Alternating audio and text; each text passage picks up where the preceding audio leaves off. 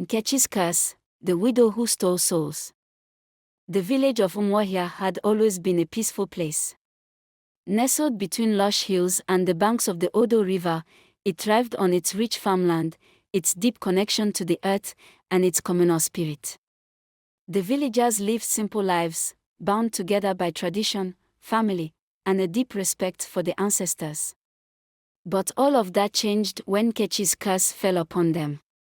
NKECHI had been the quiet wife of Obinna, a hardworking farmer who died under mysterious circumstances. His death shook the village to its core. No one had expected Obinna to die so young, especially not in such a violent way.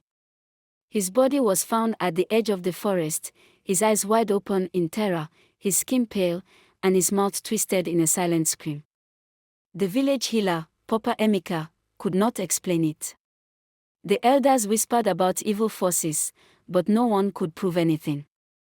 NKECHI had not shed a tear at her husband's funeral. She stood alone, distant, her face expressionless, while the villagers mourned Obinna's passing. Some said it was grief that made her so cold. Others began to murmur about darker reasons, rumors that would soon consume the entire village.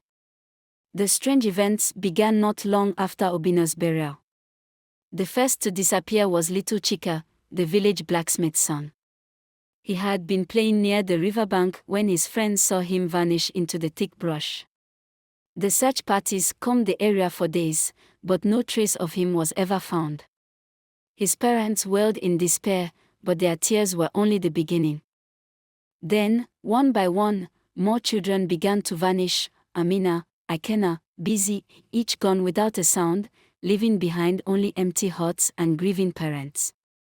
The village was gripped with fear, and soon, the elders convened under the ancient Iroko tree, their faces marked with deep lines of worry. Papa Emeka, the oldest and wisest among them, spoke in a voice that trembled with age. "There is a curse upon us. This evil is not natural. We must find the source, or Umuahia will be wiped out." But the villagers already knew where to place their suspicions.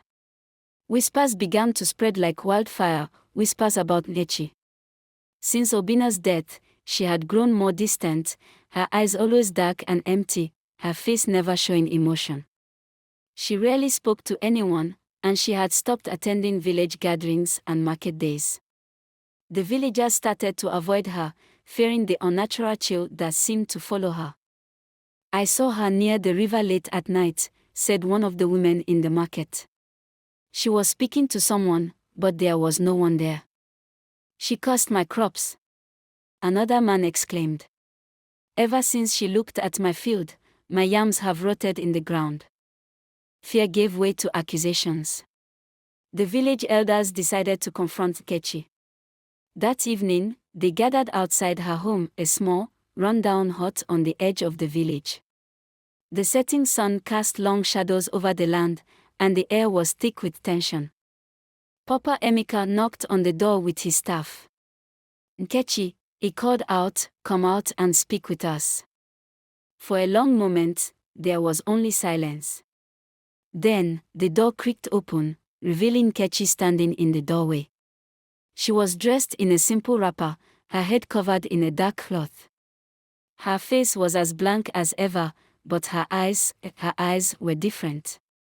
They glinted with something cold and unreadable. "What do you want?" she asked, her voice flat. "NKECHI," Papa Emeka began, "the village is suffering. Children have disappeared, crops are failing, and an air of evil hangs over us. The people, they believe you are behind this." NKECHI stared at them, her expression unchanged. "You believe I cursed this village?" The villagers gathered around, their faces filled with fear and anger. Someone from the crowd shouted, "Yes. You're a witch.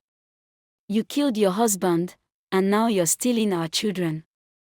For the first time in months, NKECHI smiled, a slow, unsettling smile that sent shivers down the spines of everyone present. "Is that what you think? That I killed Obinna?" Papa Emeka stepped forward. If you are innocent, prove it. If you are guilty, we will banish you. Nkechi's smile faded, replaced by a look of cold disdain. You all think you know the truth, but you know nothing. Her voice dropped to a whisper. Obinna wasn't the man you all believed him to be. He betrayed me, he betrayed us all. What are you saying? One of the elders asked, his voice shaky. I loved him once, Nkechi said, her tone distant. But love turns to poison when it is betrayed. He sought power, greater than what any mortal man should seek. He made a pact with something dark, something beyond this world. When he failed to honor it, he paid with his life. But the curse didn't die with him. Gasps rippled through the crowd, and people began to back away, fear gripping their hearts. Nkechi's eyes burned with fury now. The souls of the children, they are being taken by what he summoned. I didn't kill them. I tried to stop it, but it's too late. No, shouted one of the mothers. You're lying. You're the one who's cursed this village. Before anyone could react, the ground beneath them trembled, and a low, guttural sound echoed from the forest. The crowd froze, terror spreading through their ranks. From the darkness, a figure began to emerge, a twisted, shadowy form, its eyes glowing red in the dying light. It was as if the earth itself had birthed something foul and ancient. The villagers screamed and scattered, running for the safety of their homes. But Papa Emeka stood his ground, his staff trembling in his hand. What have you done, Nkechi? Nkechi stepped forward, her voice steady. This is not my doing, but it is my burden. It seeks the souls promised to it. Obinna was the one who made the pact, but now it wants more. The shadowy creature advanced, its form barely distinguishable from the night, but its intent was clear, it was haunting.